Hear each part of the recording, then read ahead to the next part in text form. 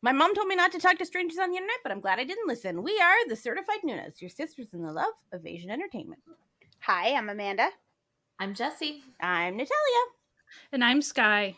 And today we are delving into a supernatural world of a show that is fantastic, but has scorned us a little with this newfound streaming service nonsense where they split a perfectly good regular season of a show into 2, and then you have to wait like 2 months to finish it. It's fine. It's fine. Island. It's Island. Island today. You couldn't guess. Like, we haven't been talking about it for like the past year. Pretty much we've like centered this month. It's a very island-centered themed month, as it were. But let's rant about this for a second, because it's ultimately going to be a like season 1 and season 2, quote unquote, together are going to be 12 episodes. Yeah, that's just one season. And that's a short, and it's not short. Yeah, it wasn't set up at all as seasons. Like, it was 6 episodes. Oh, it wasn't. I mean, here's the thing: it technically was, because there was never a time in its life that it wasn't going to be 2 seasons. Like, it never had. No, I know. Like, but the story isn't. Like, it's, I know. It's not that's like what's annoying. But it's not one like is over. Not like Glory, which intended to be a full season, and they were like, they kind of cut it in half. Why? Like, why? At least this one, I can see it kind of has like the buildup of like a normal like break, like a Christmas break like time. You know how like shows kind of ramp up. I could see that, but it's still annoying because I very much want to watch the rest of the show. It feels like it was like, here we're setting it all up. Here is 6 episodes. Of explaining a lot of stuff and showing a lot of stuff. And now that we're picking up steam, bye. Yeah. Bye for a month. Wait. Now that all the players are in place. Yeah. It's like, really though? Like, okay. I'll get into this later, but to keep that thought in mind, the all players are now in place thought, because I have things to say. I got, okay? Like, okay. No, okay, okay. So, who wants to, Sky, tell us, what is the show about? Kind of about primordial evil on Jeju Island, essentially, and also a mysterious character that seems to have supernatural type powers, and he seems to not be necessarily a bad dude, because it's not that he's going after people, he's going after the bad monsters. So there's kind of like this monster hunter, essentially, and there's monsters. Like, that's really the action that's occurring. And that's without spoilers for you. So like that's the general gist. With spoilers, there's other players in play. Like, there is an exorcist priest kid. Then you have individual a Chable heiress who's kind of exiled to Jeju Island for various reasons, but she might also, so this is the spoiler part, maybe a savior type figure, so that kind of ends up being a thing. And then there's also, so we already mentioned the monster hunter guy, but he is part monster as well, so that's an aspect. It's very hard to describe this show. It's like, very hard. And then there's a secondary dude that you only see in passing a lot, and then you finally, so I'm sure that's what Natalia wanted to discuss. And there's a kind of grandma who's maybe immortal also. So it's also interesting of that character in particular evidently didn't exist in the webtoon. So like it's unique to the show, and so that's kind of fun that there is.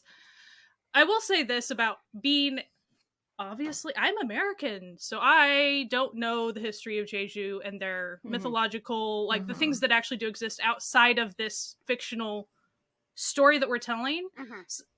For instance, they talk a lot about these particular statues.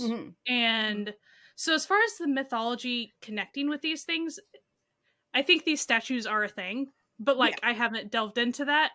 But I feel like that's even independent of this story. Like, I think that's...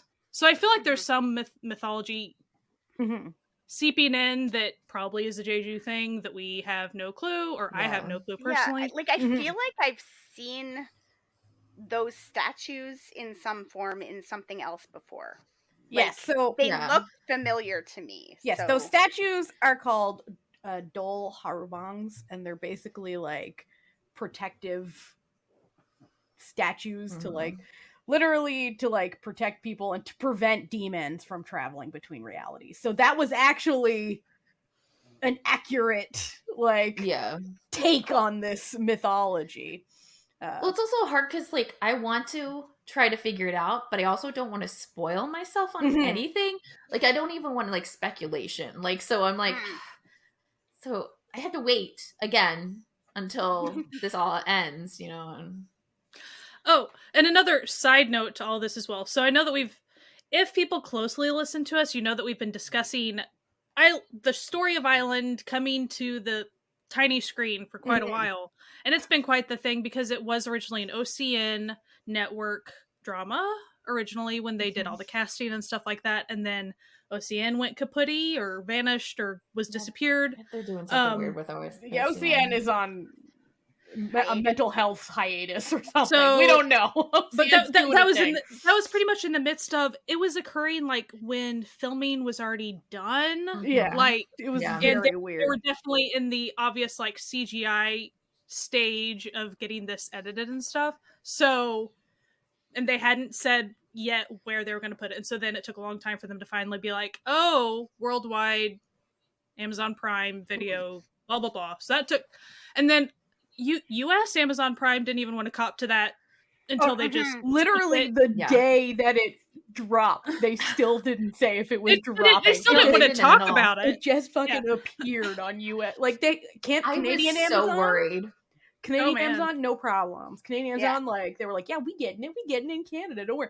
US was like, I don't know, maybe. Like they wouldn't answer people's questions. Like I would stalk it religiously on TikTok or not TikTok, but Twitter.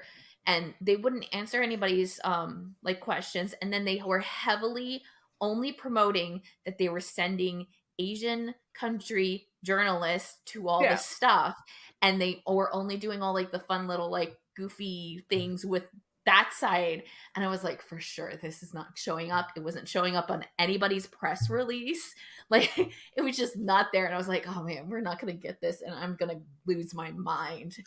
Right.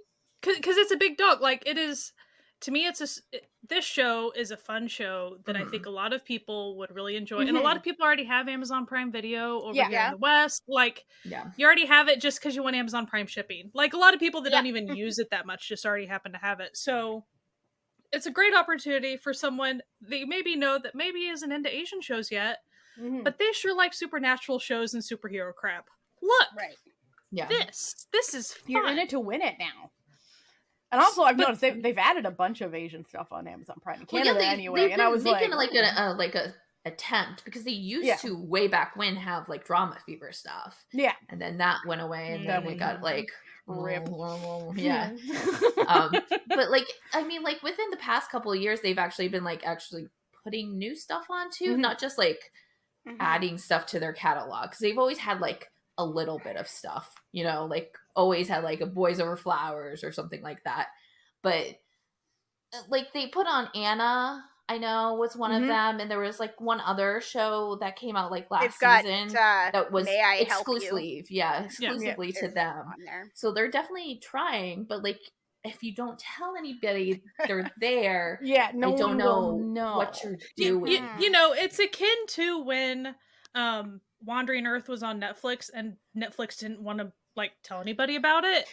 But like so weird. So why don't you tell people? Like I'm sure it was an expensive, like that's an expensive movie, but okay, whatever. I mean, like Island probably wasn't like was pretty expensive too to get the rights for it for over here, especially because it's like so heavily CGI'd and stuff. So I mean, like, and you also have like a top billing cast, like so their cast like budget is also going to be higher too. So I just don't get like not wanting to tell everybody, because it's not like they don't have the audience for Island here.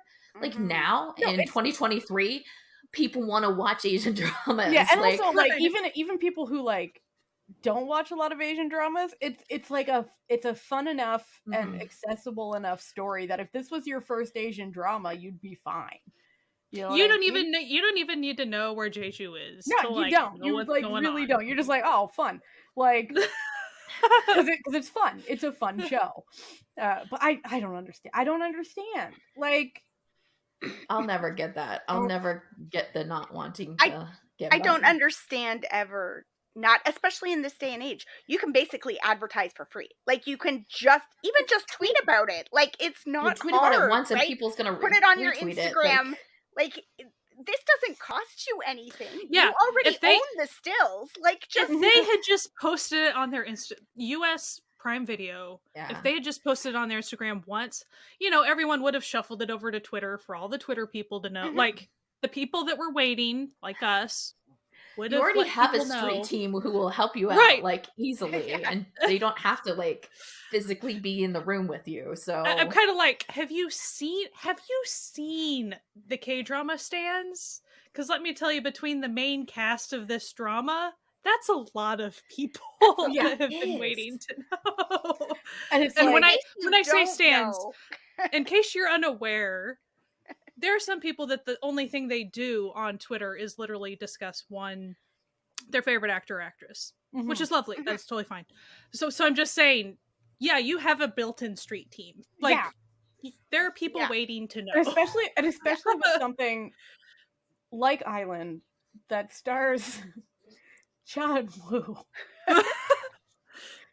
Shooters for Woo are gonna promote the show. The show could be terrible, which it's not, and they'd still say it's the best thing ever.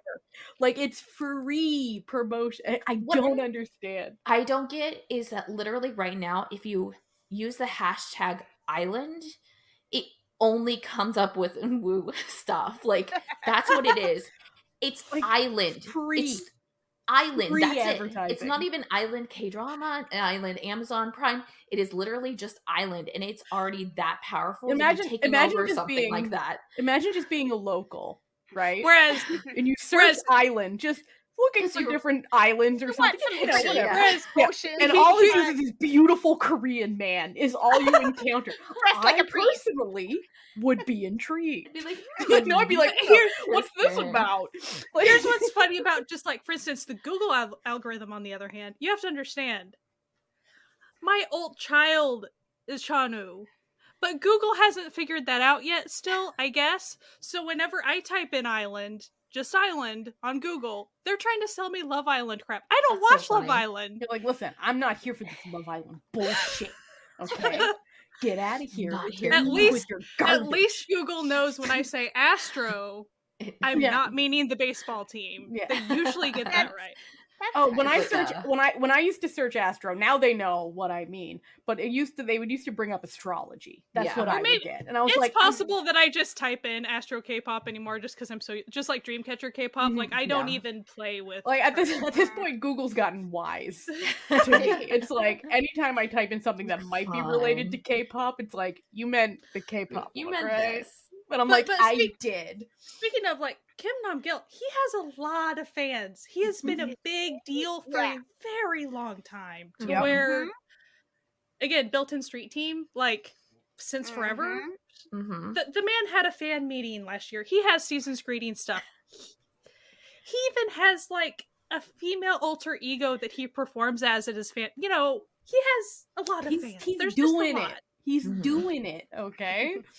Like, just look at his variety stuff. Like, literally, the top billed cast on this show all have built-in fan bases. Right. Like, Lee Da-hee, built-in fan base. Sungjoon, oh, you better believe he does. Built-in fan base. Well, I'm part of one. Like, that fan base is, like, just waiting for anything. Like, literally, like, listen, Sungjoon makes us wait so long. I know, it was so annoying. Okay? No, like... so annoying. Just Sungjoon projects. It's been a little bit of a lull, okay? Like there was like there was a little break that he took between. Well, yeah, for like military, and then he got married and had a kid. Whatever. We've been waiting, so we're very excited. Okay, so for all you fellow Sung Joon shooters out there, this is where the real spoilerage of this show will begin. When I tell you, they made me wait for that sweet face to come on screen. Like every episode I was like, so you get a bloody hand. You keep getting a bloody hand. I'm like, so when's my boy coming? When's my boy? He's the villain. When's my boy coming?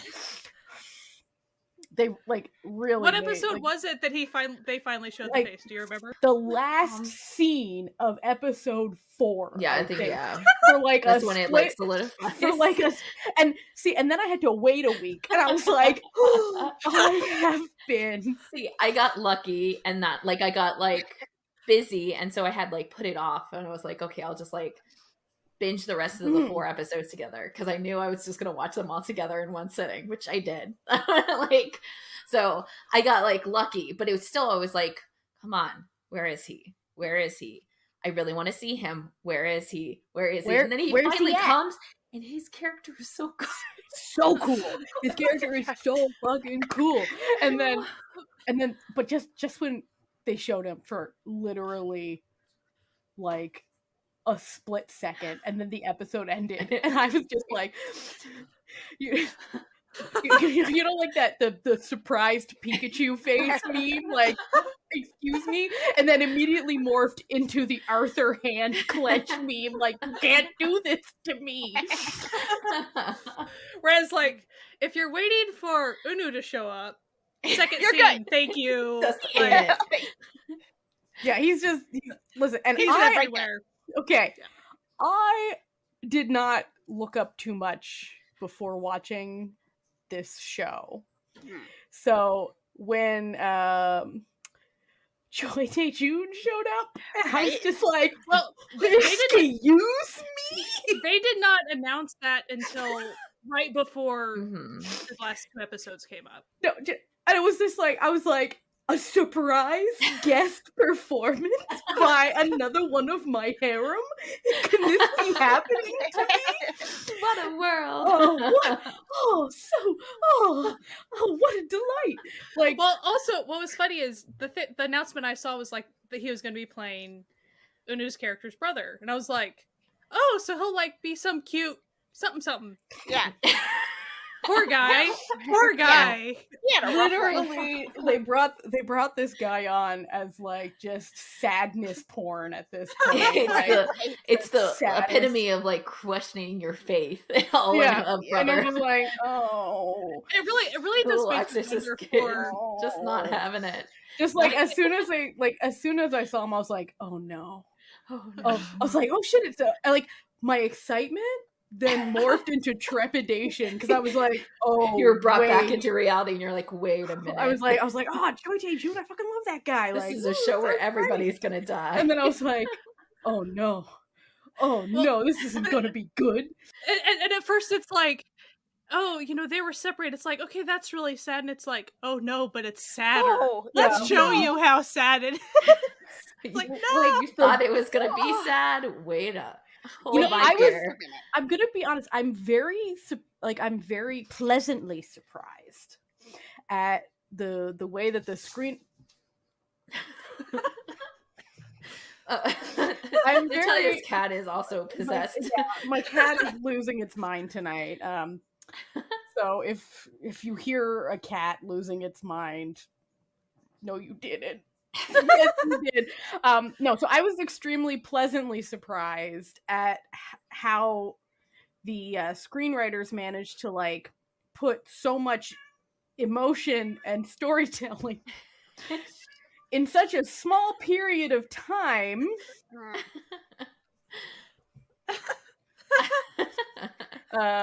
They really like the pace doesn't, but it doesn't feel rushed at the same time. Like, it's not like you're rushing through this story. She agrees. She knows. She knows. She's being your hype man, okay? Like yeah. when someone else talk for a second.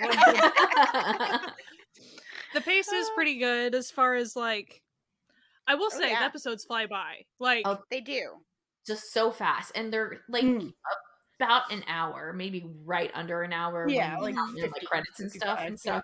So it's not even like they're like longer to accommodate all this information, and it just the way that they do it is just so good. Like it just keeps on going. You're like, okay, I want more and more and more. But then that's the problem. It's only going to be 12 episodes long. So I will ask a couple questions. So are we wanting to go over the plot anymore before we, or do we just want to randomly talk about stuff? I feel like at this point, if anyone is listening to this spoiler-filled episode of a watch it of a 6-episode show, yeah, they've really watched hard it, or they've never because planned there's on only watching 6. it. Yeah. Like because there's only 6 episodes, it's really hard to talk about it without spoiling something because Mhm. it's all interconnected and it's just is what it is. Well, yeah, and then we're right? also like only halfway, so like what can we really discuss except for being kind of just sporadic about things?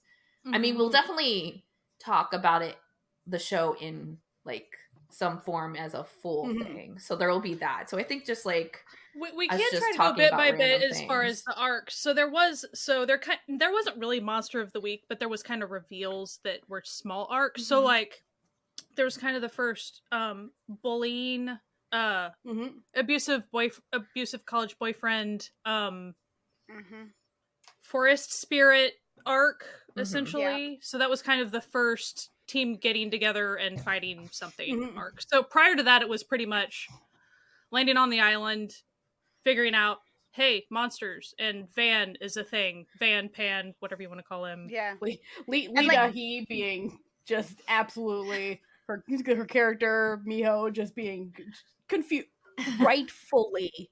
Yes. Confused. She is done. Frightened. But she is also so freaking decisive, and I love it, because I have been in real life emergency situations a couple of times where I'm the only decisive one, and I'm like the youngest person in the room, and I don't really prefer that. So like whenever I see a female character in a fictional story that's actually like assessing the situation, this is what I can do, this is what I can't do, therefore I make this decision in a split second, because I think it's a testament to her character and how her character runs freaking businesses and she gets business done. Yeah. And so of course she's highly capable, and she is quick to figure out these are monsters. No one can do anything except for this creepy guy. I need to hire this creepy guy. This creepy guy is integral to I'm not my going to survival. pretend like I can do this. I can't. I don't have the strength or like powers. So that guy. And he keeps on being like, but I am dangerous. And she's like, yeah, that's the point. I'm hiring a monster. And she's like, but you keep saving me, so what? I did see a couple I call them questionable takes out on the interwebs, where people were very upset that she wasn't Sarah Connor. And not Terminator Sarah Connor, but Terminator 2 Sarah Connor. Right. You know, like there's a difference. She's very Terminator 1 Sarah Connor, which is a realistic thing. And this is so. And I ask you, people out there who are like, oh, she needed a man to save her and all this. I'm like, so what would you do in this situation? I think I can understand to some extent, because it's not what you're hoping to see from Lita Hugh, right? Like you're hoping to see her kick some butt, and maybe we will in the next, maybe she'll get. We did. Like literal butt. She kicks metaphorical butt. She kicked literal human butt. And like human butt. I mean, she flips a guy, and I think that's part of it, right? She flips a guy in like the first chunk of the first episode. So I think people were maybe expecting that was the character they were setting up. So I can get being disappointed, but then you roll with it, right? And you go, okay, that's not the show I'm watching, so I'll watch the show I'm watching. I will say my guess, and I have not read Island. I did read a little bit of the webtoon, but like pretty much first episode type stuff. I will say that my guess for her character is once she finally, what did they call it? Unlocks her brain or whatever that was. Unlocks her power or whatever, yeah. Finally figures it out. I do think that her light or whatever she was doing that one time, I think that's going to be more of a thing. Is my guess. Yeah, it has to. I mean, like right now she doesn't remember anything, which is great turmoil for Kim Nam-gil's character because he's like so in love with her and he's like, remember I stabbed you. You have to remember that I stabbed you. And she's like, I can't. He's like, well, I don't, so I don't know what you want from me here. Like, I guess I get like being upset about it, but like she's not showing that like she's not like powerful or like she can't do things too.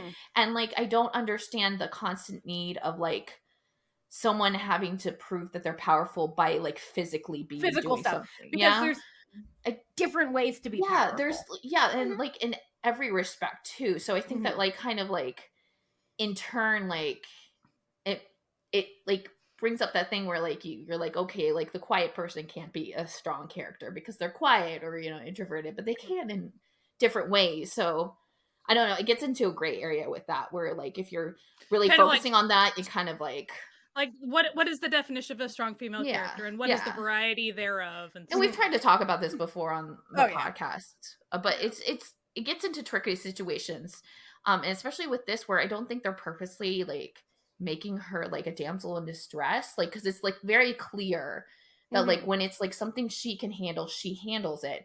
But like she's not stupid and she's gonna let some like person who has magical powers deal with the magical powers thing, especially because they are gunning for her. Like she can see that they are like specifically attacking her. So like they're more for her. Like it just, I don't know. I feel like her strength is outsourcing. She's outsourcing. I will say, so the couple of episodes where Van was pretty much bodyguard by her side type thing, that was great. But then after that, the moments that like Johan was like being bodyguard, that was fine too. But anytime her character started walking by herself in the woods, I was jumpy. I was like, girl, what are you doing? Why? What are you doing? We were smart. I'm not sure what we're doing right now, though. And then nothing would happen. I'm like, that's great, but in theory, I don't know why nothing happened. There's like one scene where she was like walking literally up like a fucking cliff to go find him, right? And I'm just sitting here like, girl, he'll show up eventually. You don't have to do this. Like, he's literally honor bound to protect you. Like, this, you don't have to play this game. You can just stay home and like chill. Like, like be a little less proactive. At least take Mr. Butler guy. Like, I don't know what you're doing. Butler guy, like the Butler guy doesn't get to do much. Let him do something. I don't know. He seems capable. Fun. He taught her all of her sick flip moves. So I think he still knows like there's other things with him, and I think that's why we don't see him a lot too. True. He's doing something. He's doing something. So the first arc of the abusive boyfriend with the high school girl, that was really intense. That was really sad. Very. I fast forwarded through a lot of the sort of like the flashbacky bits of the abuse because I was like, I got the point. I saw the pictures. I saw her face. I understood. I didn't need to like watch the whole, karaoke room. I'm good. We will fast forward through to, but it was very intense. Very satisfying. I thought it was nice. I thought what was nice about Johan's character in these situations was he very quickly realized these things are out of my depth. Like he thought he had a handle. Yeah. And all of a sudden he did not have a handle on it. Looks like Jesus ain't helping you today, my friend. Like this is out of his purview. This is someone else's business. Because I liked about his character that he was very confident in his abilities because he had every right to be given the crap that he had done in the past. Yeah.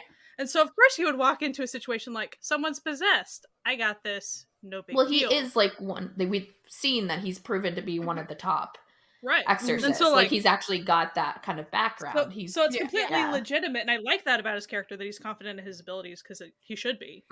But then it's like, oh, we're dealing with like a forest god or something. Okay, like this doesn't seem to be one of them hell demon situations. This seems to be like a different sort of thing. Interesting. It's like, I don't know about Jeju Island god stuff. That's a different thing. So I did like that. I thought I can't think of the name of it, but that forest god was pretty cool, as far as the fact that they made it narratively like he got twisted somehow, and so there was a lot more harm being done than probably usually would have been in the past. Yes, it was a vengeful type spirit thing, but they did it within certain bounds, it sounded like, in the past, but because something had been done to like corrupt it, it went too far. And so I thought that was all really fascinating, and the way it was, I mean, so that kind of was the first time that we went. I do think the monsters were, of course,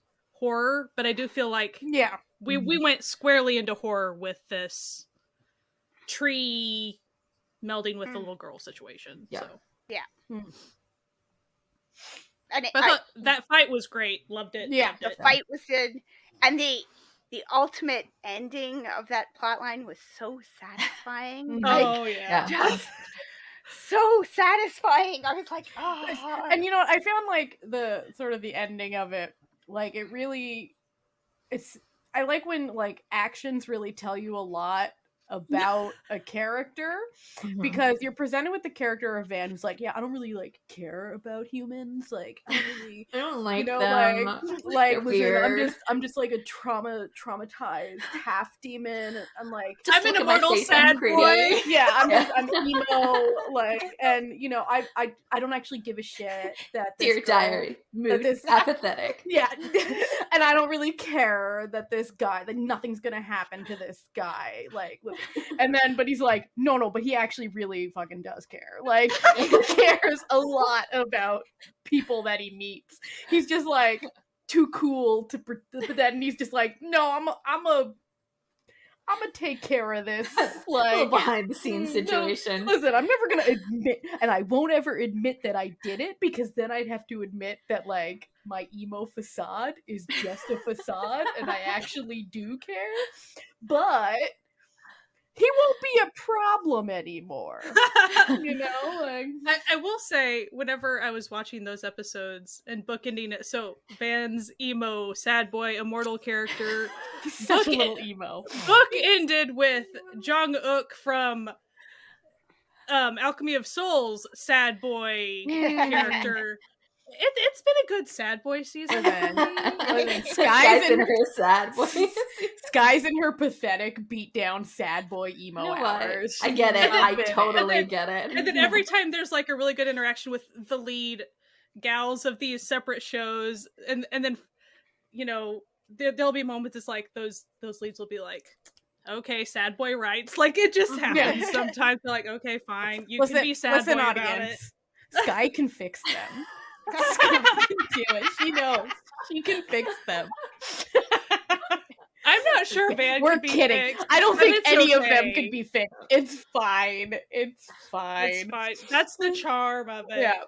This is the sort of thing where it's like what we like in our fictional men versus what we like in actual men, like wildly different. Like, should you really have husband Van? No. Now boyfriend Van? Sure. That's fine. You know what? Listen, like bad boy fling Van. I feel like with his like tsundere emotions, he'd be a very generous lover. However, I don't want to deal with his, hang-ups. Fling Van. That's it. You don't want to have like mortgage discussions with Van. It's not no. Because he's gonna be like, it doesn't matter though. It's like, but it does. It's like, okay, well, listen, Van. Until the demons consume the earth and all of us die, this is still kind of important. We have to adult. This is what we do.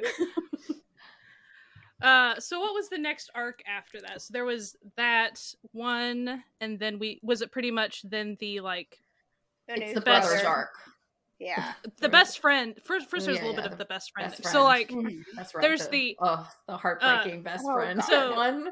Miho / Lee Da-hee's character's best friend from, I couldn't really tell, like, best friend from high school. They didn't really give us a good. They didn't. It seemed like a long time. And it's kind of hard. Like, I felt like it was supposed to be that she knew her since she was a child, but she doesn't really remember. But it also could be that, like, it's selective. Like, she doesn't remember the magical parts of everything, but she remembers, like, humans and their interactions with them, which she would be one of them. But so she has this best friend, and you have to realize about Miho's character, like this character, since she's a chaebol heiress, like, she doesn't trust anybody in her family, legitimately. Very legitimately. So, but the fact that she does have this best friend that sees her for her, and that she says that literally, like, she's the only person that sees me for me, and that's why she appreciates her and has her as a best friend. So that was really nice that character has that, because usually in dramas we don't see chaebol people ever having a good normal income friendship? best friend, and like, also like a friendship that they had before the show ever started. Yeah, usually it happens within the show. Yeah, like that's the whole arc of that character typically in a show. So it was nice that it was already set up like that. But did anybody get vibes the moment that it was like, she's engaged to be married? Yeah, no, as soon as it was like, we're going to try on, like, dress, I'm like, never getting to that wedding. Like, that wedding's not happening. I was sitting there in that episode when she's like, oh yeah, he's gonna come out and bring you some pastries or whatever. Like, oh my god, no. I mean, they really, like, they do set it up because you don't know if he's going to turn, because, like, true. Yeah. Secretary, whatever it did. So, like, there is, like, that moment where you're like, is he gonna turn? And I really do like that they didn't have him turn, although it's, like, extremely sad. I like that we showed, like, the introduction of Sung Joon's character. But then, like, I like that I feel like it would have gone into his character turning and doing something, and so it's like this weird, it's like situation with her and her, like, with her friend, because if, like, he had, like, tried to attack her, I think it'd be a little bit different in their relationship. So I do, like, kind of like the kind of flip that it took, even though it's super sad. So what Jesse's saying is she really enjoyed that he was just straight up murdered. Well, the whole time I was kind of waiting for him to be turned, because the way they did the camera just a little bit, I was a little suspicious. I'm like, and everybody else has been like attached to her, has, like, lusted after her. Like, that's been a specific thing. The police officers did that. You know, the chauffeur, like, everybody's been doing that. So, like, that was, like, a thing I was like, oh, it's gonna do that, and it felt weird, especially with it being the best friend's soon-to-be husband. Like, it just, like, that was an area I just didn't want to have happen. So I like that, like, turn, even though it's, like, deeply sad. But I also feel it, like, really developed Sung Joon's character, like, immediately.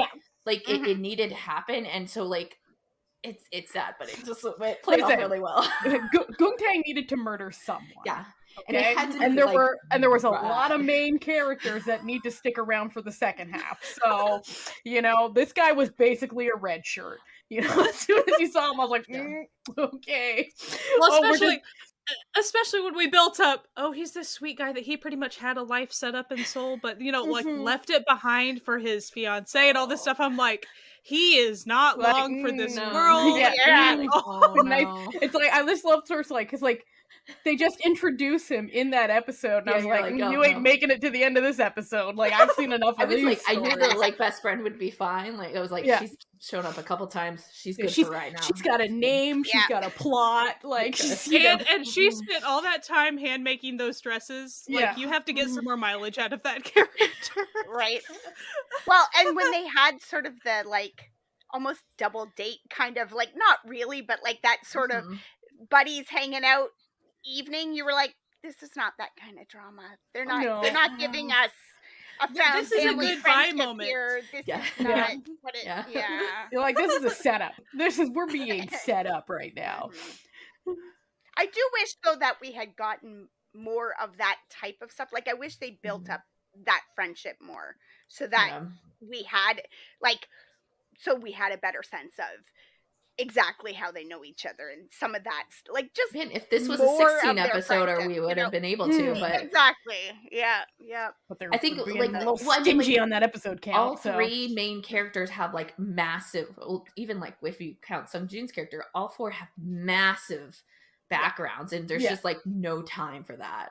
Like, I wish it was, but like, it's just so much. If we had gotten 8 episodes per season, that would have helped at least. Yep. So, Sung Jin's character though, what a badass. So that was kind of a mirror. Badass. So then that ended up introducing his character, like obviously, like what he's up to. He doesn't freaking care. Like, no. Listen, I'm not saying do I condone murder? Absolutely not. I don't condone murder or demonic overtakings. But damn, is he cool though? Like, listen, and then right at that like last big spoiler coming. We've already warned you. Yeah. The last scene of the last episode where I'm like, shit, he has a cult. Shit, he has a cult. Yes, he has a cult. Well, if we're talking about that moment, there's that realization, and then slowly the camera pans, and you're like, oh, the granddaughter. Oh my gosh. I gasped at the granddaughter. I figured something was up with her. She gave me the willies through the whole series. Like, I thought it was weird. Like, I questioned myself a little bit when she was like helping her friend, but then when that went kind of horribly wrong, I was like,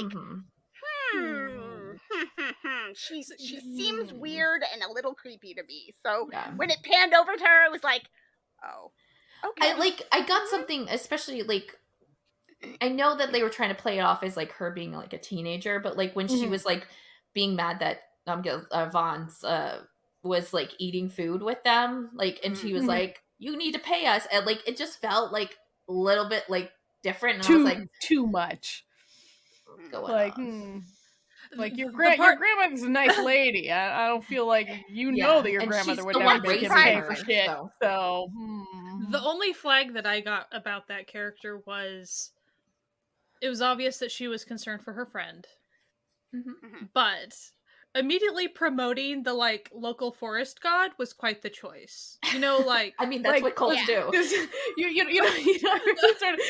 was like a real jump, right? It's like, okay, you could tell your parents what's happening. That's step one. But no.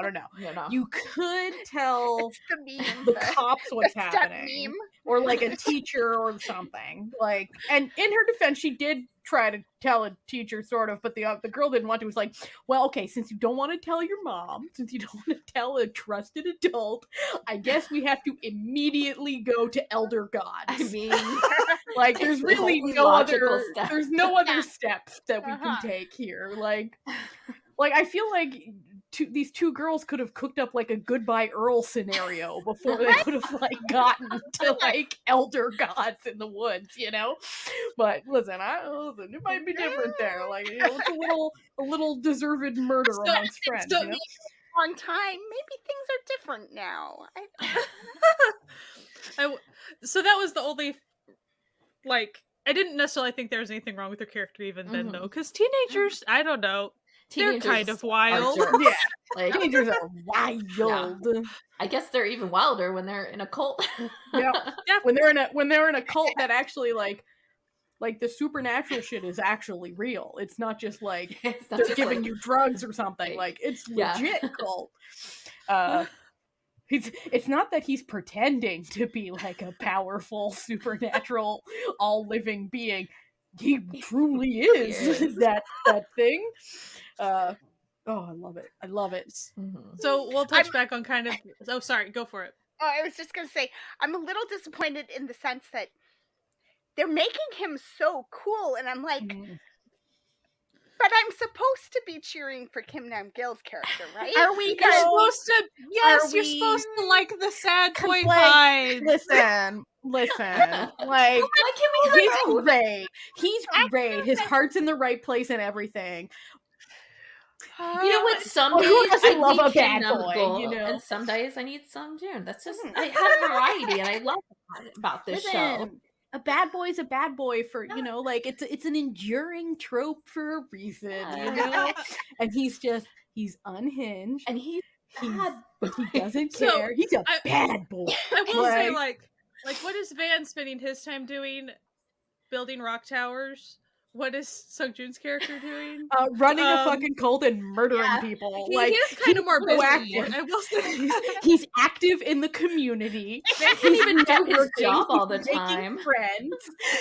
You know, he's what can I say? You know, he's putting the work in, whereas Van's just like having a little sad wander by himself. She doesn't remember me and again. then eating some soup. Like, what do you like? Listen, and his you got funeral chicken clothes. Always his Yeah. funeral clothes. Yeah, like listen, this guy, Sung Joon's got the sick white long hair. He's got fucking robes and shit. Like, he's stylish. He takes care of himself. He has lots of friends and connections in the community. The ultimate question is, can he drive? Because we know Van can. He doesn't I guarantee need to. He Okay, can, he can teleport. Yeah, he can go up in the air. It doesn't matter. Also, Like, he has a cult to drive him around. If he Yeah, does, he does, right? like- Like, you know. Built-in drivers. He's a persuasive guy. Like, he's very charismatic. I don't He's good at business again. He's Yes, just clearly, sometimes, like, you know, listen, dabs does he people. do Fine. a little light murder? Sure. Yeah. Is he trying to destroy the world? Sure. But like, Like, isn't is that the what world he's that supposed great? to do? Like, so Like- he's doing what he's destined to do? Yeah. Like, Like, come are on. you are you to tell me that he should go against destiny? Come on now. Come on. I on did now. like. I also liked on that front of Van and Guntong. What's his name? Guntong. Guntan. Guntan. How their like little sword daggers are like opposite or like complement parts of each other or something. Yeah, we had like That's the full like the brothers tragic- arc at the The end. tragic brothers situation mirrored with the brothers A little arc. foreshadowing Yeah. going on. With So that is what I was going to touch back on. So kind of the final like little additional narrative arc that we eventually move through is kind of the Johan backstory. We already had a little bit of like, hey, he's a really good exorcist and he's young. Cool. And he hasn't been in Korea for very long. No, he but learned he likes he learned Korean because of K-dramas and K-pop. Yeah. yes. So he's one of us. That's great. And he has But also really good fashion knew sense. Korean as a child, so it's not like he went into it dry.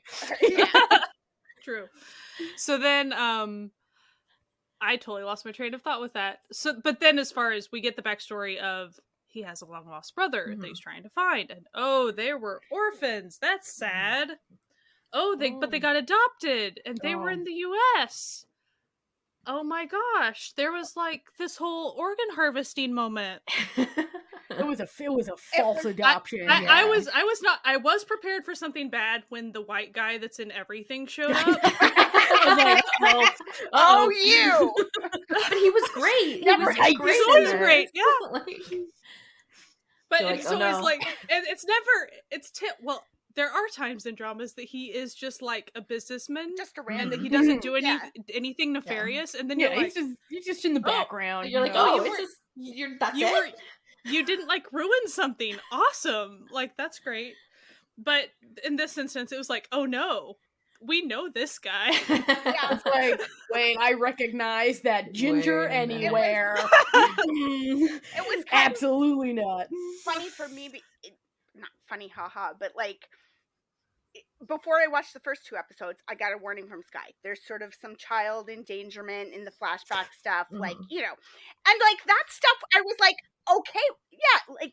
I was no, meaning the Van and Guntong like Yeah. origin story. 'Cause it was very exactly. graphic. Mhm. That's why. It was, but for some reason, like when I got to it, it didn't bother me. It was like, yeah, okay, this is origin story stuff. I know they're both like alive or whatever down the road, so like, it's fine. And then it's like, but then you get to that, and I was like, oh no, this is terrible, you know. But like, I was watching it as it went, you know, and it was like, this is the kind of bad child danger. We thought we had Thank you. encountered Thank child you. endangerment. We did not encounter child endangerment quite yet, but we did in that last 2 episodes. There Yeah, was well, and I mean, let me even tell you, middle, the child. the middle 2, like I still consider a high school girl child, yeah. so like that's some, you know, rough. Yeah. I just could not get away from it. All 6 episodes, it was like, let us give you the things you hate. I was like, at least like the teenagers, they're probably played by 20-year-olds. So it's just like, okay, whatever. But damn those kid actors. This show's got some wild child actors in it. I'm like, damn, like, you sound like you're actually being tortured. And it's actually to the point that at the beginning of every episode that had like child endangerment as a plot, it was like, the children were filmed under safe conditions, their parents were present, don't worry, they're not mentally scarred from it, email us, don't worry please about it, like it's all good, we disclaimer, these kids are fine. Well, but even so, when we were watching the Johan and brother arc, and so it was really touching that Miho's character like arranged it to where she found out like this is the orphanage that you were at and stuff. But I immediately was like, it's kind of traumatizing to just spring that on him and not tell him where he's I don't know, like I was concerned that it was going to turn into something negative real quick for that character. But it didn't really. It was still eventually difficult. It's true. Like let's just be real. Nothing good happens to anyone in this show. No, like good things don't happen in this show. When you think a good thing's happening, just keep watching. It's not. It's going to turn on you. I did find it very sweet of Miho's character, who she hasn't known Johan's character all that long, but she's sitting there like trying to use every resource that she still has. Oh, you have a long lost brother? Let me find him. Yeah. Let's reunite. Like if I have the resources, let's do this. I think for me, their relationship is the most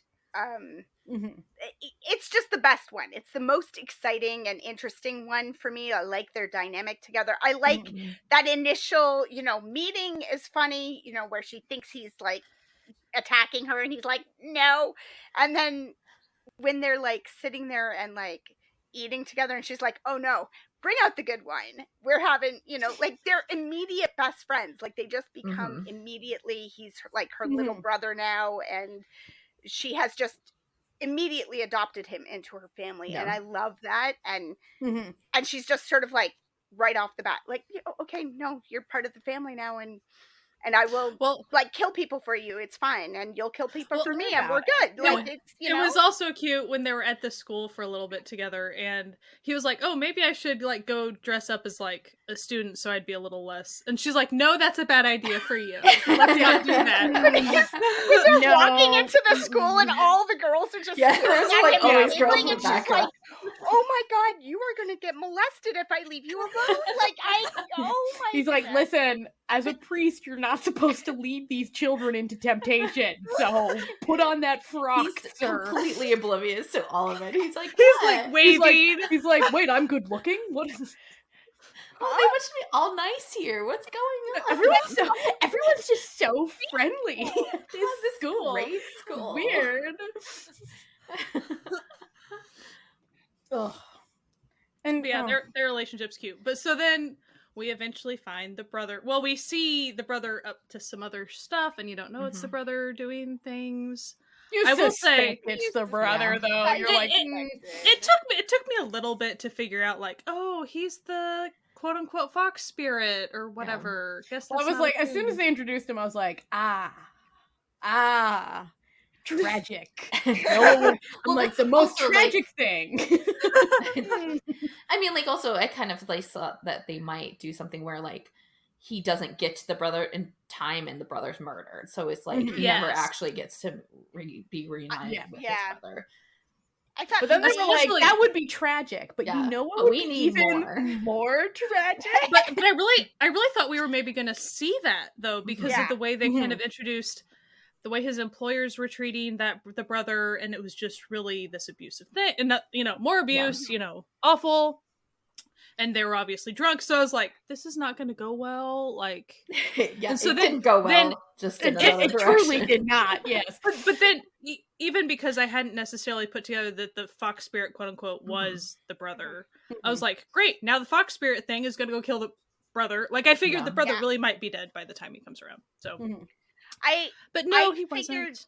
Only I dead kind inside. of figured it was the fox spirit, but at the same time, I thought maybe maybe this was a thing that the bad guy does, that he goes around and turns people into this. So I kind of thought maybe we had a chance that the brother wasn't actually there yet, you know, because when he came to him and said, I know what you need, I wasn't sure, you know, to make you feel better. I thought, oh, he's going to turn him into, you know, like, and then it turned out like, no, he's already been doing the bad things, but like, here's the ultimate bad thing you can do. And it's like, oh no.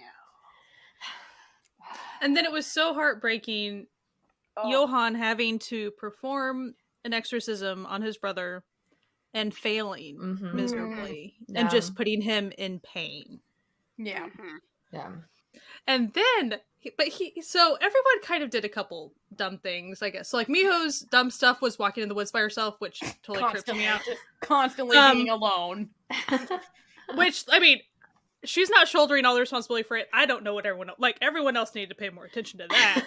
Whatever. They need some tension and some thriller aspects of the show, and that's where they put them in. They're like, they're like, what if she's really stupid in this one specific way? And I'll confess, the music during those parts wasn't like necessarily all that tense and stuff, but I was sweating bullets when she was just walking around. It's kind of like the Chuck of Doom like situation. Where like, crosswalk. Oh god! Every time someone's on their phone in a crosswalk, you're like, oh, why? But I will say, Johann deciding to bring Miho to the exorcism place without any other help, and then just kind of putting her near, it was a dumb move. And then he like wasn't paying attention. He was just kind of like looking off, like, what are you doing, buddy? At least hold your sword. I don't know what you're doing.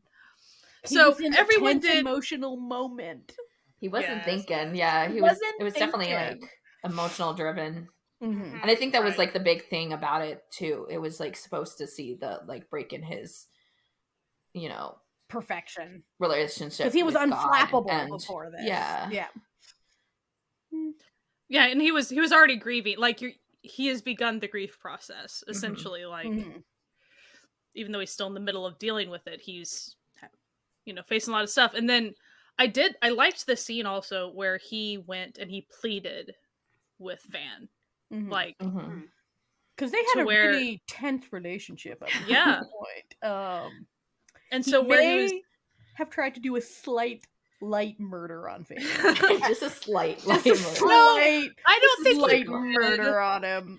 He wanted to just push his little buttons. I think he wanted to kill him if he could have. He definitely wanted to murder him for sure. Like, he just didn't realize that Bond was actually this. I feel like you're, because you love him so much, you're a little blinded to the fact that he was a little murdery in that moment. Just a little murdery. I will say, because we haven't talked about it, the fight scenes between them, like, because they had a few of them, they're always fun. Like, fantastic. Because the Johann character would be really cocky and stuff. It was both of them. It's good. They're just delightful. It's a delightful show, and I am very excited for the delight to continue. I am next too. month on the 24th of February. I freaking love this show, guys. so good. So much. No, you know what? Because see, listen.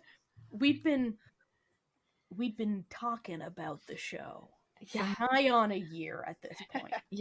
And we were all like, we really want to fucking watch this show, and they won't let us watch the show. No.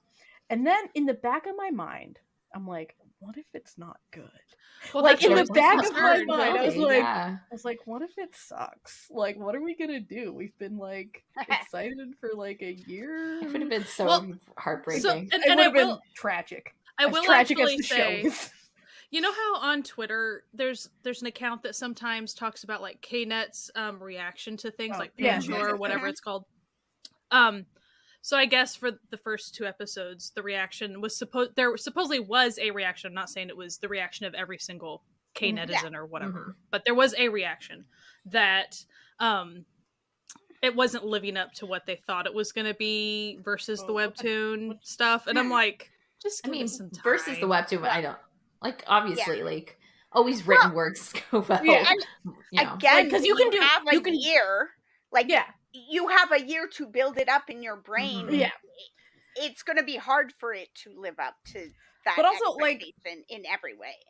in a comic, you're not constrained by reality. It's true. So like you can do literally anything in a comic, and because like you don't have to reproduce it with actors. Yeah, and it's different when you're like reading or like, you know, looking at something like that. You're internally creating the world as well. Like it's not just that, and you don't get that as much with when you're watching like a movie or a TV show, because it's all presented for you, and your brain is processing even if like the characters aren't real, these are real humans that are playing these characters, so your brain is processing it different. Because I even think, like, let's just use an example of tone. So the tone of the show as it is, I like the darkness that it is. Yeah. But, like, let's say that you were a huge fan of the webtoon, which, again, I've read a little of. Not a ton, but a little. It is dark. But you can also build up tone in your head. Like, you can... Like, let's say that your imagination is more gruesome, and that's, like, something you dig, right? And so then you kind of fill in the blanks a little bit differently in your mind to where... then you see it on the screen and it maybe isn't hitting as hard or as dark as you were hoping. It's like, because it's on screen, like, again, you can only go so far with these things. So like any adaptation, right? Like any book to film adaptation, there's going to be people who are disappointed because it's not the things that they imagined in their head, which is fair. You're allowed to be disappointed, but then you need to like either put that aside and enjoy the thing you've been given, or walk away from it and just say, oh, I guess I like the book better, and that's fine too. But like with things that are like adapted, my take on it is that so long as they haven't like betrayed the core world and values of the original piece, then anything that they add or subtract, that's just because of physical constraints that they have. I mean, like, you have to like look at it and be like, well, they're real people playing these parts, so they can't do everything that like a drawn work would have. But there's also like constraints, like time constraints or monetary constraints, or just like technology constraints, physical, like as long as you like remember that, I think it's like easier to like understand how these adaptations are working, especially in stuff like this. Now, if this was like, if it was just like a slice of life, like webtoon, and then it got translated, I could see where it gets a little bit harder, because you're like, they could literally make it exactly the same if they wanted to. But I mean, this one, there's no way that they're like things aren't real, you know? So like Summer Strike, for instance. Summer Strike is a webtoon and it's a drama. So like if someone is like a huge fan of the webtoon, and then the drama doesn't hit the notes that I, you know, skips entire arcs that I want, that's okay, because, you know, maybe you're not really doing CGI differences and stuff. I once wrote a very long, involved paper on the adaptation of the movie Starship Troopers, where I read the novel. Let me tell you, those are not the same thing whatsoever. I came up with my... Okay, I just had a little sidebar, because I'm still proud of this to this day, and this was like 15 years ago. The title of my paper was Starship Bloopers, Errors in Adaptation, which I think is the best title for anything I've ever come up with. But like, so when something like that, where you're just like, these are not the same thing, then I get really like upset. Like with the TV show Shadowhunters, the original source material and the book and the TV show are just so wildly, stupidly different for no reason that you're just why bother? Like, I feel that way about the Kevin Costner movie, The Postman. It's a 3-hour movie based off of about a 90-page book that is a feminist diatribe about what would happen to women in a dystopian, you know, how women would run things and do things, and all the main characters are women, and all their little stories are just tied together by this postman who goes from village to village. He's not the main character, and he doesn't really do anything, and like they made a 3-hour movie about him like making war against people and doing about him. What you're just like, why defeats the purpose of the source material. This is not I mean, and again, I haven't read a heck ton of the webtoon of Island, but this part that I did read, which pretty much covered like episode 1 of it was spot on in my opinion. Now, as far as the type of art that this webtoon has, it's not even the type of art that I prefer, because sometimes these webtoons that are more graphic, it's black and white, and then it's very sketchy, you know. Yeah. And it is gruesome, and the monsters maybe did kind of look a little different. I don't even remember, but like, so maybe the monsters were scarier in the webtoon, or you know, I don't know. But what's neat about Island as the drama, some of these effects are practical. Not all of them. A lot of them are CGI. But as far as there are actors that they are having to fight with whenever they're fighting with monsters. So like, there is some physicality to this. It's not simply just CGI all the time. So, I mean, again, I can't say too much since I haven't read it all or anything. I just wanted to mention that there supposedly was a reaction from the Korean audience. Oh, and to me, sometimes you might build up. So, for instance, for me, Alchemy of Souls, I tried to not build that up too much. A lot of times I purposefully try to not look into things too much, and I try to just take it for what it's worth. Island, I was concerned. Because I have been waiting. And so, and it's a fun ride. Does it maybe have problems? Maybe. Everything has problems. Whatever. Yeah. Like, I'm having a good time. I'm having a great time with it. Are they so fun. Problems you can overlook? Are they problems that you can't? It's with anything, right? Like, what one person has problems with, another person doesn't, and it doesn't matter. Like, so you just choose not to watch the thing and you move on with your life. Like that's how you do this thing. And like, for some people, is the problem fixed by writing a fan fiction? Go for it. Do you need to just get it out of Listen, AO3 exists for a reason. Like, literally this reason. That's literally this is the reason it exists. The only reason it exists. And if it's just that you love the source material that much, the source material still exists. So go read it again. Enjoy that. And the source material now has more money because they got paid. Yay! For the royalties. We love to see it. We love to see it. You know? And also, okay, brief side note, the director also wrote and directed one of my favorite Korean movies, Fabricated City. So I'm like, and it has a very similar action-y vibe to it. So I'm like, I'm really enjoying myself, having a good time. Also, another thing is, even if there's a drama that I don't watch, but if I know that the cast had fun making it. Oh, yeah, totally. Heck, I will watch behind the scenes of dramas that I care nothing about, because I get a kick out of watching people enjoying their work and enjoying time working together. So definitely the cast of Island had an absolute blast. This was like their summer camp. They all stayed in the same place. They all played soccer every chance they got, which, I mean, if you're already on set and doing all these long hours and they're physical hours and you're still going to play soccer together, you're having a good time. Yeah. You're having a good time together. And you can just tell in all the little interviews and stuff that they just really enjoyed spending time together. So I'm not saying that makes a big difference. I think it's a bonus. It's just a bonus, you know, that they had fun. Yeah, and they had fun action with all the action stuff. Yeah. And I know some Junes talked about it. It's like a lot different than he's ever had to do, and it was really interesting for him to be in this position where he's doing a lot more with CGI and stuff, in a way that you have to act is completely different than in a regular rom-com or something. And so he was having a lot of fun being able to do that as an actor, which I find great. I love that people can do different things and get to try new things. And I think something that makes a difference, and we will talk way more about Kim Nam-gil in the near future. Keep your ears peeled. But I do think something that's nice is, so Kim Nam-gil being a veteran of action movies and shows, and the fact that he would stick around for scenes that he wasn't in sometimes, and he would just stick around for helping the other actors to give tips on stuff that he's done for years now. He's so used to doing a lot of this stuff.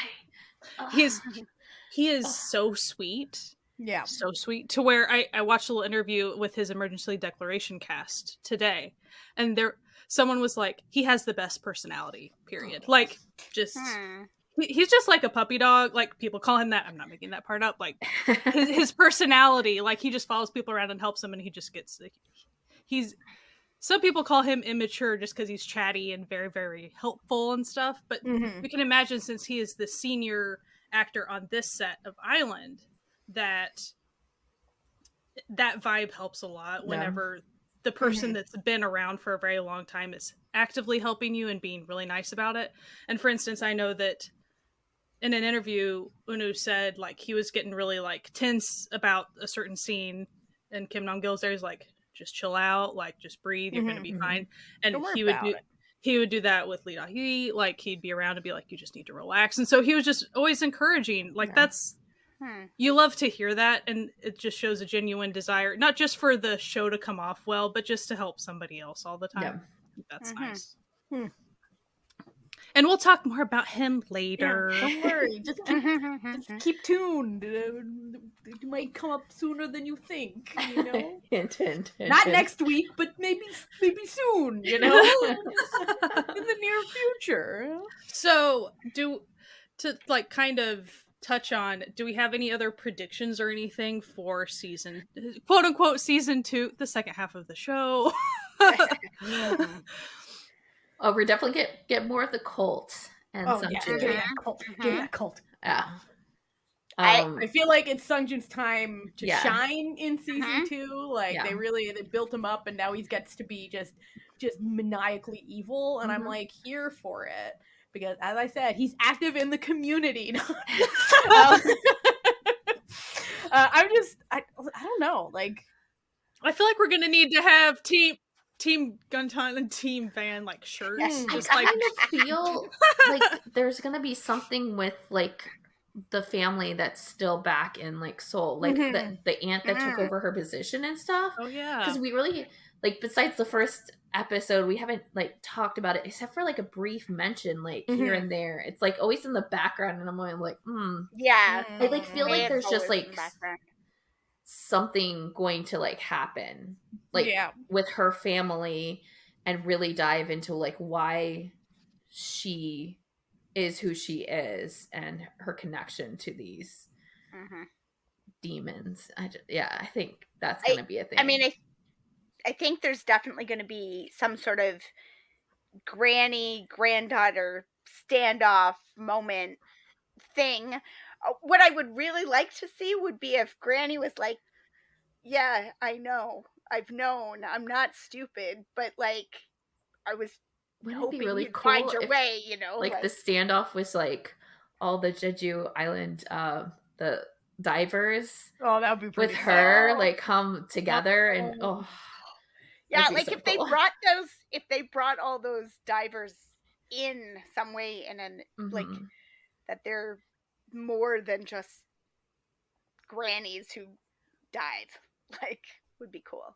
Like, what if there are sirens or something? That'd be so cool. They might, like, I mean, like, that they're so ingrained in the culture of Jeju Island that, like, I just feel like we're gonna get a little bit more, or we should get a little bit more of them, besides, like, the knowledge of, like, the grandmother being one of them, you know? Like, I just feel like it just seems like the path that you would go to in this, but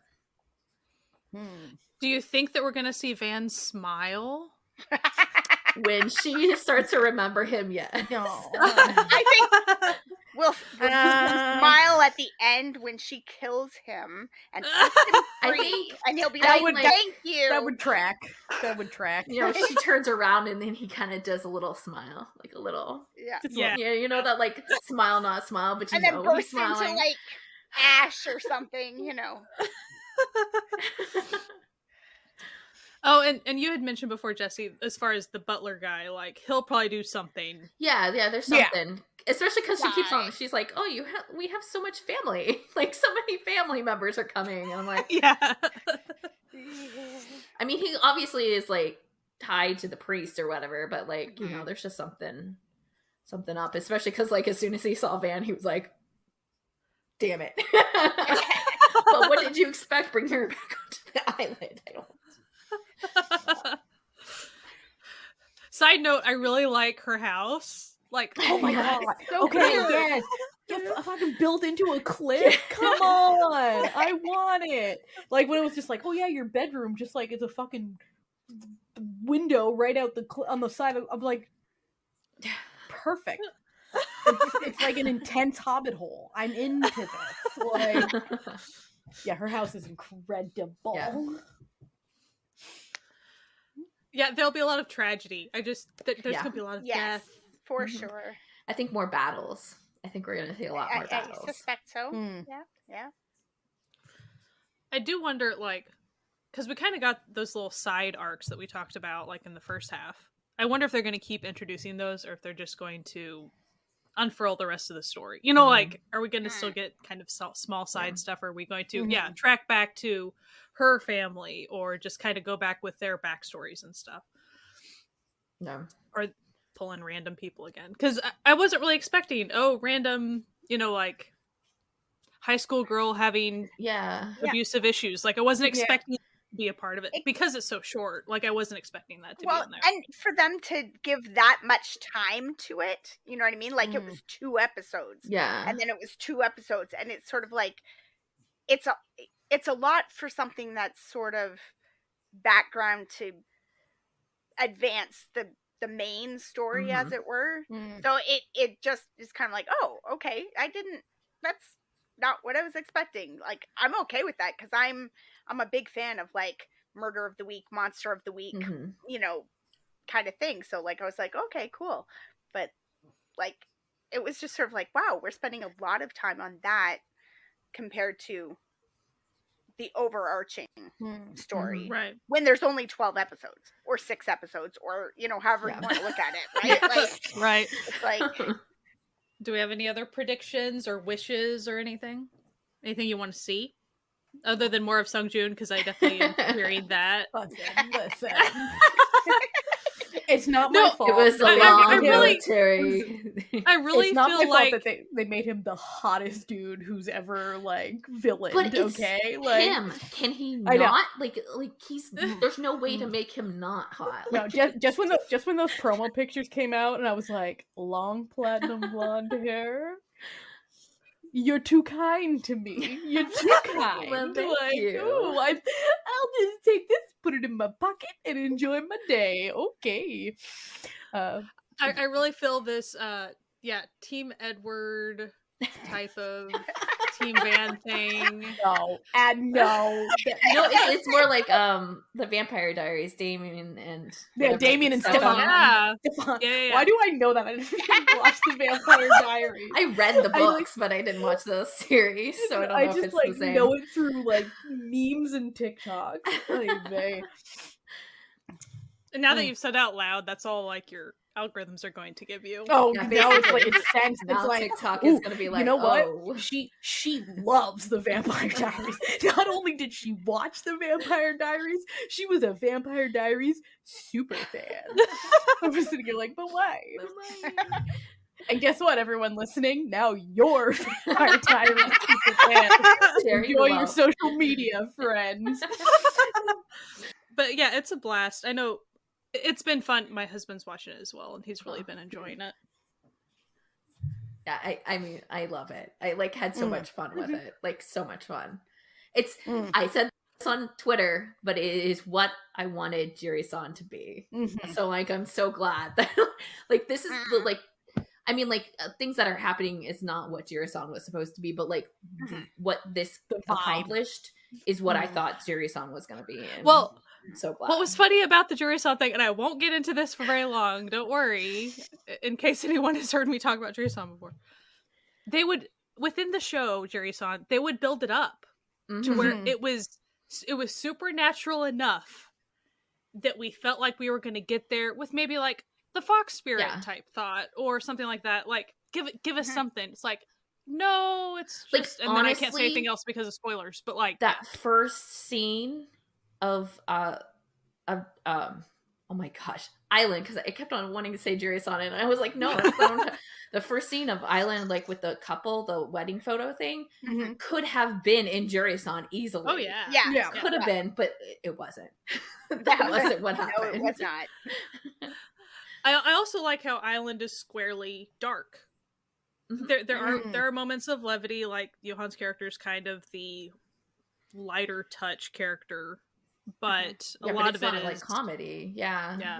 None of it's really ha ha he he, but I am enjoying that because, and just letting you know, we will be having, Natalia and I will be talking about Alchemy of Souls on live stream soon. But so that's kind of something like, though I love Alchemy of Souls to pieces, I know they could have leaned harder into dark the entire time, and it would have served the story better, in my opinion.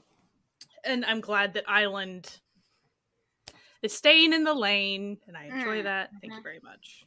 But I mean, obviously, the director of Fabricated City, I mean, it makes a ton of sense that we're being able to action, dark action, like murder. And the source material, yes, it makes complete sense that we're able to do that. It's funny when you look at who the screenwriters are, though, because you could see how these particular screenwriters could have taken it in that direction and, like, added the more levity, like, humorous stuff in it. Because one of the screenwriters wrote, I picked up a Star on the Road, which is bonkers. It's a wild show if you've never seen it. Other screenwriter wrote the movie Lucky. Lucky. Which, you know, about a... Oh, yes. You know, the memory loss gangster. You said Lucky, and I just went like, Britney Spears. Yeah, Space. Yeah. And then when I found that out, I was like, oh yeah, I do know what you're talking about. Also had a lot of kind of tonal shifts, tonal kind of stuff going on. So yeah, you could very much see how maybe a Korean fan, like, going into it going, oh, these are the writers, this is going to be a fun time in, like, it's going to be dark, and then it's going to be crazy, and it's going to be funny, and it's, you know, like, if you like that, okay, but, like, it doesn't do those things. It's not like dear viewers, it was not a fun time in that way. Though, I mean, we have moments of, oh, we're drinking wine now, and we had a moment of that, and then we move on to something sad. There was definitely lighter moments, but it was never like tragic. It wasn't like all of a sudden you were watching a sitcom. It was just a lighter moment in the dark, right? Or like, I got a huge kick out of Miho and Van having a whole conversation about a contract. I don't know why I found that so funny, but like, I found it funny. But it wasn't like screwball comedy funny. It was just enough. No. Yeah, I think a lot of it is Kim Nam-gil and Lee Da-hee have great chemistry, especially in like scenes that they're barely talking or like interacting with each other. They're really good. I mean, she has that with Unwoo as well, but like them two, it's just like I'm okay with them being on screen all the time just because I like watching them act together. They could just be staring at each other and it would be fine with it. Like I'd be like, yeah, let's go. But really, that's his part was honestly usually just staring as she kept talking. That was often what he does a lot of brooding and staring. Yes. Being sad boy takes a lot of effort. Listen, being depressed is hard. Okay, hard work. Like you have cultivating that emo aesthetic. You have to look through your bangs a certain fraction of the time in order to get the right vibe. Especially when you have like a hard job like he does, where he has to get out of it really fast. And he's been at it for a long time. Listen, he's got to quaff the emo hair every morning. Like that takes time and effort. You know, like now I require fan art of emo Van with like black fingernails and the whole shebang. I guarantee the like fan fiction already exists, right? Like cut my life into pieces. Okay, so if that's Van, what is Guntan? Like what's Guntan? Like he has to be he's just listening to smooth jazz while he like dismembers people. Like he's just like a chill. He's just a chill dude. He's just a chill dude who does a light murder, you know? But he's like totally anime villain character though. Oh, he is. He is. He's Sephiroth. Like he's just like great. No. He's Shishomaru. That's he's Shishomaru. Yeah, if you know, you know. You gotta say who that is. Okay, Shishomaru was the sort of villain of the best anime ever made, Inuyasha. Yes. Where he was the full demon brother of the half demon main character, Inuyasha, and he was a dick, and everyone fucking loved Shishomaru. Loved him. Shishomaru was many a young teen's sexual awakening, and we all know it. Oh my god, Inuyasha's the best. His character design is the character design from that too. Like you could literally put him in Inuyasha and it'd be like, oh yeah, he fits. Like, oh okay. Like now that you say it, it's all the pieces are connecting right now. So now we need TikToks with like the sound being from Inuyasha with the island characters. Absolutely. Yeah. I've mentioned Shishomaru way too much recently. I don't know why, but like it's so now your algorithm is gonna pick that up, and that is all you're. But listen, I'm here for the Shishomaru content. Okay, I fucking love Inuyasha. Wind Tunnel, like no, that show is great. On Netflix if you're like interested. Yeah. I didn't watch it on Netflix. I had to watch it fan sub. No, same. VHS. And then they started playing it on. There's a Canadian channel called YTV, and at midnight, YTV would play anime, and Inuyasha was one of the shows that they played at like 1 a.m. So y'all know old Natalia was up there at 1 a.m. being like, when I was in were you college, allowed to be awake then? Oh yeah, I didn't. Everyone. I didn't know if you had to sneak. That was the only. No, I was like 17 at the time. This wasn't like a. Yeah. When I was in college, we would sit and watch like Aeon Flux and stuff. Oh yeah, Aeon Flux. Aeon Flux. Aeon Flux. And you're like, you're watching Aeon Flux and going, YTV. It's supposed to be youth television, and this stuff's not. Yeah, I mean, I'm in college, so I'm good. Yeah, there was Aeon Flux, there was Inuyasha, which would have been fine for kids for the most part, like a lot of it. And then there was Tenchi Muyo, which I was also fucking obsessed with. And then there was one other one, and then there was Gundam. There was a Gundam. One of the Gundams on Cartoon Network. Gundam Wing was on. Yeah. And then they broke into the other ones, like MS Team. I couldn't tell you which of the Gundams it was.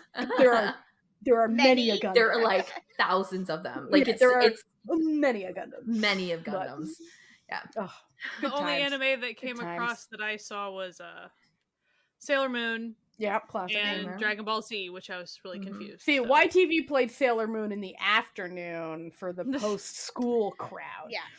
One of the regular channels did Sailor Moon for us. I can't remember which one. It was like that cut, like American. Yeah, the American cut that took out anything objectionable. It was never actually naked. They never like changed into their other selves. Yeah, no. The whole plot involving like Uranus and Neptune, they were just roommates. You know, that was really the vibe. What was the other one? There was they played Pokemon and Digimon, but there was one episode of Pokemon that they never aired on American TV, and it was one because James from Team Rocket like cross dresses and joins like a bikini competition and has these huge fake boobs in it, and like American TV was like, absolutely not.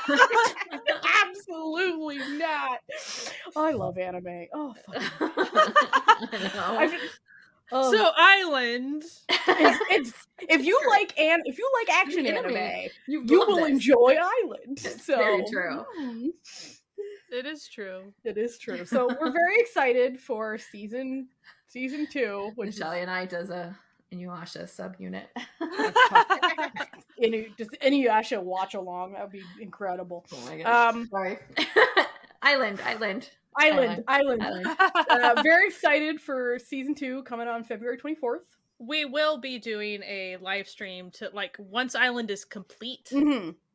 We will do a final live stream to talk about stuff, and we hope that you guys can join us because that will be a really good time. And we'll let you know as far as exactly what day and stuff. That'll probably be in March once it's over.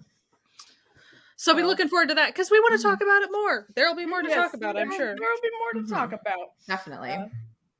This is a deep mine that we've put our little pickaxes in right now. I just do wish that it had at least been 16 episodes, because I feel like 12 is just not quite enough. I mean, like they're having trouble telling the story they want to tell in the shorter time frame. Like there's more that they could be doing. Yeah. And it's not like that the story's not good. It's fantastic. It's more like we really wish there was more story for us to enjoy. It's like who did I see talking about oh gosh, I can't remember the name of their podcast right now, and I feel like a jerk, but they were talking about this C-drama, and they're like, it's a 40 episode modern C-drama and I want more episodes because I just want more episodes. Like I don't, not that they're not telling the story, not that she's like, but I could just literally watch this forever. Just watch these characters do their thing. And it, you know, sometimes you find a drama like that. You just want to just keep watching it. So we're looking forward to it. If you want to talk Island until then, we will be around. Yeah, you should hit up our Discord and like we'll chat, we'll talk with y'all. Heck, we will make sure to make a channel just for Island if you do want to talk spoilers. Just an Island only channel because we're that passionate.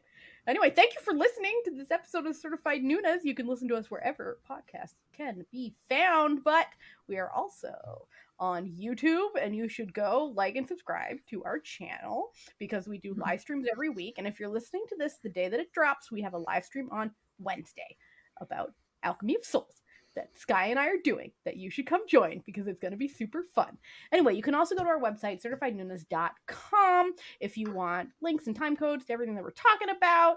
And of course, if you want to support this podcast and join our fan family, the coolest family on the web, you can go to patreon.com/certifiednoonas to do that. And they're great. We love the fan family. They're A+. The A++, S tier. And when you are a member of the fan family, along with the fun extras that go up there and the movie nights that we do, you also get special badges on our free to join Discord. So you do not, if you don't have the money to support us, but you want to like chat about dramas, come join the free Discord. It's super fun. Yeah. I'm more stable than Twitter is these days. So like basically. And we're a fun group. It's like a little quiet, but like if you have a question or like want people to give you suggestions on stuff, want to give you suggestions. Yeah. So it's really great. So anyway, thank you for listening, and we hope you have a fantastic week. And as always, as we always say, wash your hands, wear a mask, and keep enjoying Asian entertainment. Goodbye. Bye.